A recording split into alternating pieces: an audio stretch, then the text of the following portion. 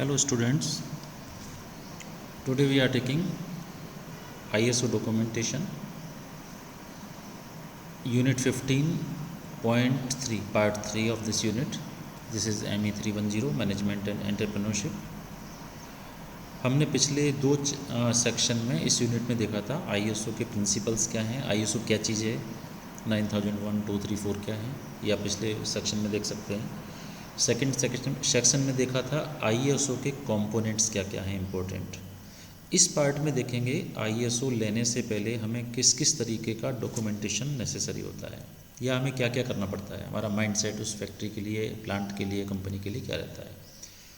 तो documentation requirement में क्या क्या होता है, 4 टियर ऑफ क्वालिटी सिस्टम हमने उसको डिवाइड किया है 4 हिस्सों में, जिसमें आप इसको ये कह सकते हैं कि जैसे किसी घर के बारे में सोचना है तो अपन कहते हैं ना, एक ड्राइंग रूम के बारे में, एक बेडरूम के बारे में, किचन एंड लेट बाथ, एक 4 सेक्शन हो गए। एक मान लीजिए मल्टीपर्पज़ एरिया हो गया या डाइनिंग एरिया हो गया। तो उस तरीके से अब आप बोलेंगे मुझे ड्राइंग रूम इम्प्रूव करना है, डाइनिंग रूम इम्प्रूव करना है, ओवरऑल घर इम्प्रूव करने के लिए आपने 4-5 सेक्शन में बांट लिया। उसी तरीके से कंपनी के कामों को 4 सेक्शन में बांटा मुख्य रूप से। पहला हिस्सा क्वालिटी मैनुअल, हम एक क्वालिटी मैनुअल बनाते हैं कि हम कंपनी में क्या क्या चाहते हैं, हमारा क्या क्या प्लान है आगे, कैसे कैसे इम्प्रूवमेंट किया जाएगा, उसका एक अपनी तरह से बुकलेट तैयार कर लेते हैं, जैसे आप लोग अपना प्रोजेक्ट बनाते हैं उस तरीके से। सेकंड पार्ट है क्वालिटी मैनेजमेंट प्रोसीजर्स, जिसमें आपके कोर प्रोसीजर्स लिखे हुए हैं कि हम हमारी क्वालिटी मेंटेन करने के लिए हम मुख्य क्या क्या काम करते हैं। जैसे कोई गेस्ट आता है तो हमारा नियम है कि हम काउच के या सोफे सेट के कवर चेंज करेंगे, हम चेयर्स को धोएंगे। तो आपने ऐसे मेजर काम बता दिए कि हमारे कोर हैं, ये तो हम करेंगे ही करेंगे। थर्ड ईयर में क्या होगा, वर्क इंस्ट्रक्शंस, जहाँ पे आप स्टैंडर्ड जो ऑपरेटिंग प्रोसीजर्स हैं, टेस्ट मेथड्स हैं, कैलिब्रेशन मेथड्स हैं, उस सब का वर्क इंस्ट्रक्शन, जैसे आपके लैब्स में आपके लिखा होते थे वर्क इंस्ट्रक्शन कैसे प्रैक्टिकल करेंगे, उस तरीके से हर टेस्ट का प्रोसीजर का होगा।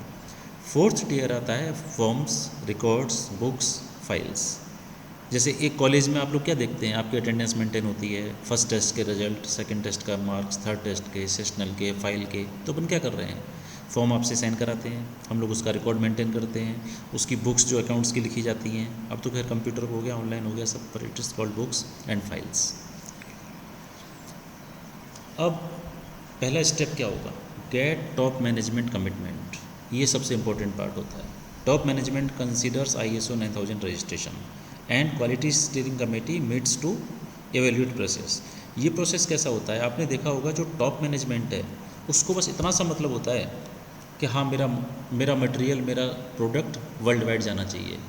अब उसके लिए क्या करना होगा वो टेक्निकली उनको पता नहीं होता है, क्योंकि आज मान लीजिए अकाउंट्स, मैं मान लीजिए कोई बहुत बड़ी फैक्ट्री चला रहा हूँ और मैं मैकेनिकल इंजीनियर हूँ, मुझे अकाउंट्स का कुछ भी नहीं पता, लेकिन हो सकता है मैं कोई अकाउंटिंग फर्म चला रहा हूँ। तो मैनेजमेंट को ये समझ में आना बहुत इंपॉर्टेंट है बात पहले, नहीं तो वो कैसे सोचेंगे अरे हम क्यों खर्च करें इतना सारा, हम ये लाखों रुपए क्यों खर्च करेंगे, क्यों इतने प्रोसीजर बनाएंगे, हमारी तो फैक्ट्री 40 साल से चल रही है। लेकिन एक कमेटी प्लांट की जब ये बताएगी उनको कि नहीं ये इसलिए ज़रूरी है, ये होने से हम इंटरनेशनल मार्केट में घुस पाएंगे, जो प्रॉफिट हम साल भर में कमाते हैं वो हम 3 महीने में या 6 महीने में कमा पाएंगे। जब इस तरीके की सारी चीज़ें मैनेजमेंट के पास जाएंगी तब हम कहेंगे कि टॉप मैनेजमेंट उससे एग्री कर गया। तो सबसे इम्पोर्टेंट काम हो गया। फिर क्वालिटी स्टीयरिंग कमेटी बनेगी। फिर वो क्या करता है, जैसे MDs कई सारे विभागों के हेड बना देता है, जो स्टीयरिंग कमेटी कहलाती है, वो एवेल्यूएट करती है उस प्रोसेस को। इसके बाद में जब कमिटमेंट लेना है अपने को, तो committee informs top management of ISO cost, उसके शेड्यूल एट्सेट्रा क्या रहेगा, कितनी कॉस्ट आएगी, उसके कब उसके ऑडिट होंगे, इस तरह का एक आउटलाइन बना के और उसको टॉप मैनेजमेंट को इन्फॉर्म करती है। अब टॉप मैनेजमेंट कमेटी क्या करेगी, this commits to pursue ISO 9000 registration. यानी ये जो टॉप मैनेजमेंट कमेटी है ये जब एक तरह से उनसे परमिशन ले लेगी, उसके बाद वो परस्यू करेगी उस पूरे प्रोसीजर को कि हमें क्या क्या काम करना है।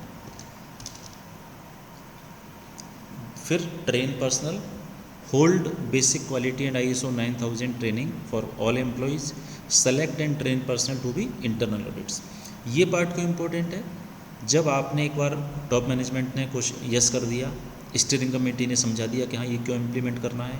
अब आपको ट्रेनिंग देनी पड़ेगी लोगों को, आपको हर डिपार्टमेंट में आपको वर्कर को भी ट्रेनिंग देनी पड़ेगी, सुपरवाइज़र को भी देनी पड़ेगी, इंजीनियर को भी देनी पड़ेगी, मैनेजर को भी देनी पड़ेगी। क्यों? क्योंकि ISO 9000 ट्रेनिंग सब एम्प्लॉयज़ के लिए ज़रूरी होती है। सबको ये पता होना चाहिए कि हम ये क्या कर रहे हैं और क्यों कर रहे हैं, तो ये काम बहुत अच्छा हो जाएगा। लेकिन आप किसी पे थोप दोगे बस ये करना है तो समझ में ही नहीं आएगा। आज मान लीजिए किसी सुपरवाइज़र को ये कहा जाए कि भाई तुम यहाँ पे नहीं हो, उस कंडीशन में कोई नया लड़का ट्रेनिंग वाला यहाँ के संभाल रहा है, तो ये इन मशीनों को कैसे ऑपरेट करेगा? या मान लो तुम ही को नेक्स्ट सेक्शन में जाना है, तो तुम क्या क्या चाहोगे? तो आप क्या चाहोगे कि यहाँ पे सब कुछ लिख दिया जाए, सब कुछ लिखा हुआ हो तो सिस्टम काम करेगा। तो इसको अपन आगे एग्जांपल से भी समझेंगे। इसको चलिए एक एग्जांपल अपन बहुत अच्छा लेते हैं। मान लीजिए किसी को ड्राइविंग बिल्कुल नहीं आती, लेकिन एक मैनुअल रखा हुआ है जिसमें ये लिखा हुआ है कि गाड़ी पे बैठें, ये क्लच दबाएं, गियर की पोजीशन देखें कहाँ पर है, फर्स्ट में है, सेकंड में है, थर्ड में, इसको न्यूट्रल में कर लें, फिर चाबी घुमाएं, फिर क्लच पे पैर रखें, फर्स्ट गियर में डालें, बहुत धीरे से एक्सीलेटर को छोड़ें, गाड़ी बंद हो जाएगी, एक्सीलेटर पे पैर रखें हल्का सा, गाड़ी आगे बढ़ेगी। यानी कोई चाहे तो 50% या 80% मैनुअल देख के उस चीज़ को ऑपरेट कर सकता है। ट्रेनिंग फाइनल उसको बाद में हो जाएगी, लेकिन उसको समझ में तो आ गया क्या करना है। तो ये मैनुअल होने का फ़ायदा है। तो कंपनी में अगर मैनुअल पहले से हर चीज़ का पड़ा हुआ है तो सिस्टम काम करेगा, आदमी पे डिपेंडेंसी हट जाएगी। जैसे आज मान लो कोई आदमी छुट्टी पे चला गया, अब वो कुछ लिखा ही नहीं है पीछे क्या करना है, कैसे करना है, कब डालना है, तो आदमी पे डिपेंडेंट हो गए। तो बेसिक ISO की थीम क्या हो गई कि एवरीथिंग इज़ डॉक्यूमेंटेड।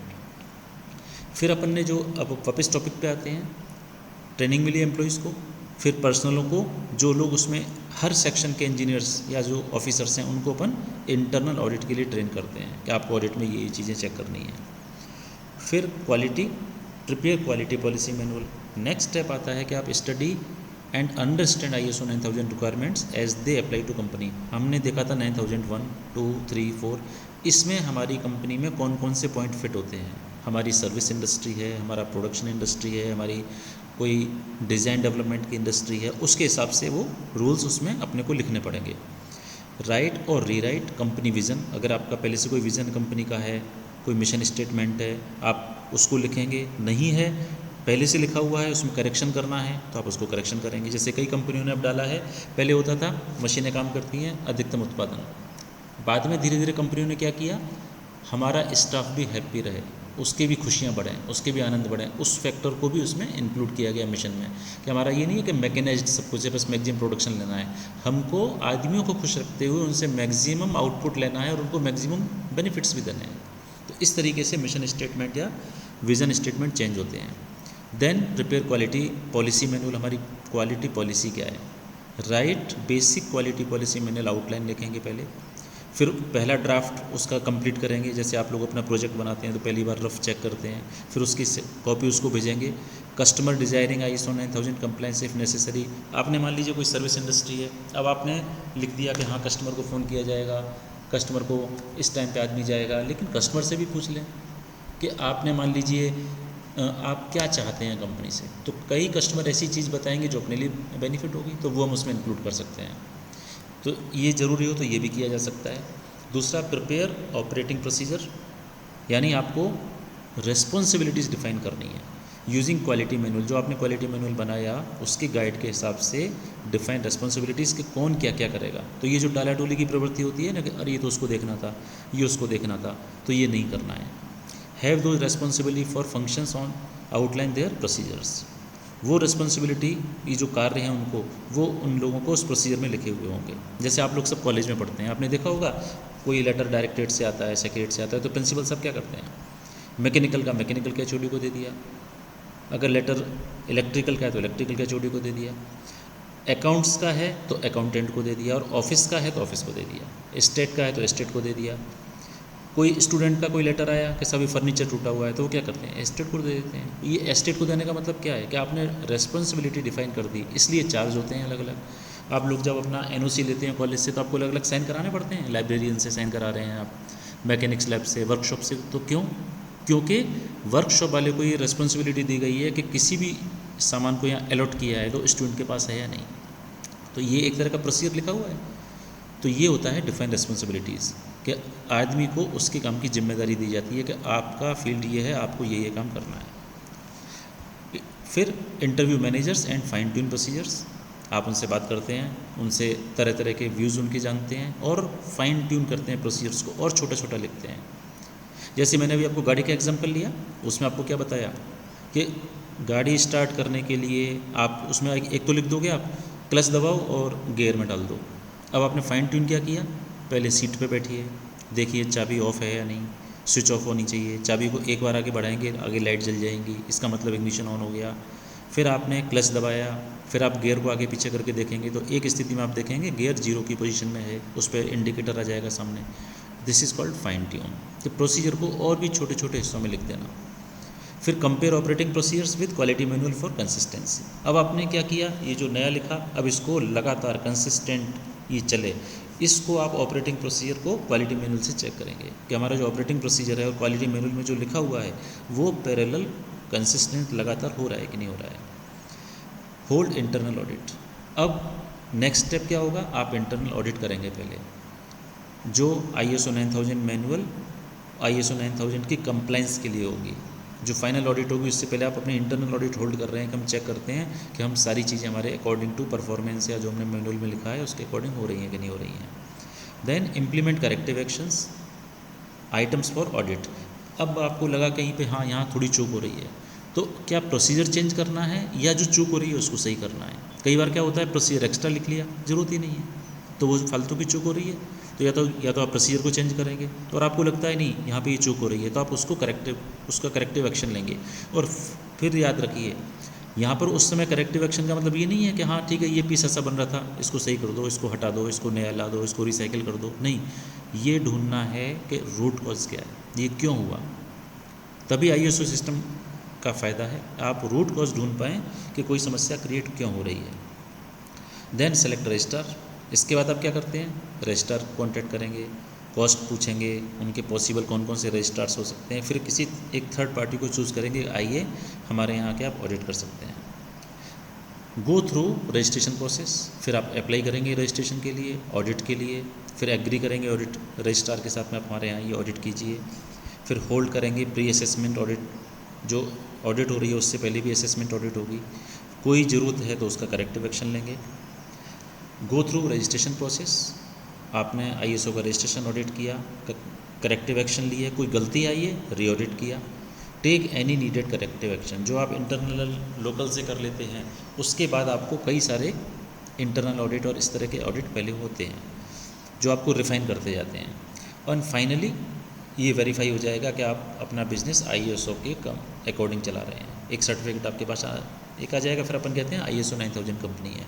इसका मतलब उस कंपनी की लिस्टिंग देख के कोई भी इंटरनेशनल मार्केट वाला उसको इसलिए ऑर्डर प्लेस करेगा कि उसको ये पता है कि ये क्वालिटी के हिसाब से काम कर रहे हैं, ये सेट प्रोसीजर से काम कर रहे हैं, ये जो मटेरियल हमें देंगे और जो बोल के देंगे वो वैसा ही होगा। तभी तो ISO का फ़ायदा है। अगर ISO में लिखा हुआ है कि ये रेफ्रिजरेशन एयर कंडीशन की ट्यूब्स हम सप्लाई करते हैं, ये ट्यूब्स अंदर से भी क्लीन होती हैं, हम इनको इस केमिकल ट्रीटमेंट से साफ़ करते हैं, कहीं पर भी ब्लॉकेज नहीं होगा, कहीं भी ट्यूब बेंड नहीं होगी, हमारा इंस्पेक्शन प्रोसीजर इस तरीके का है, तो कंपनी को क्या होगा, उनको जो मैनुअल मिला लिखा हुआ कि हमारे ये कंडीशंस हैं, हमारी सेल्स की कंडीशंस ये हैं, तो उस कंपनी को ये समझ में आ जाता है कि हाँ ये जो लिखा इन्होंने भेजा है अकॉर्डिंग वही निकलेगा। That is the guarantee. इस बात की ही गारंटी है कि ये कंपनी ISO कंपनी है। So this is all about this section. हम जस्ट एक ब्रीफ लेते हैं कि सिंपल स्टेप क्या थे, इसको समरी लेते हैं इस पूरे सेक्शन की। तो हमने सबसे पहले मैनेजमेंट कमेटी, टॉप मैनेजमेंट का कमिटमेंट चाहिए इसमें कि ये समय लेना है, फिर हम आदमी की ट्रेनिंग देते हैं, फिर हम एक क्वालिटी मैनुअल तैयार करते हैं, फिर हम एक ऑपरेटिंग प्रोसीजर बनाते हैं, फिर इंटरनल ऑडिट करते हैं, फिर रजिस्ट्रार को ढूंढते हैं, फिर उसके प्रोसेस में जाते हैं और फाइनली हम ISO 9000 सर्टिफिकेशन ले लेते हैं। That's it. Thank you.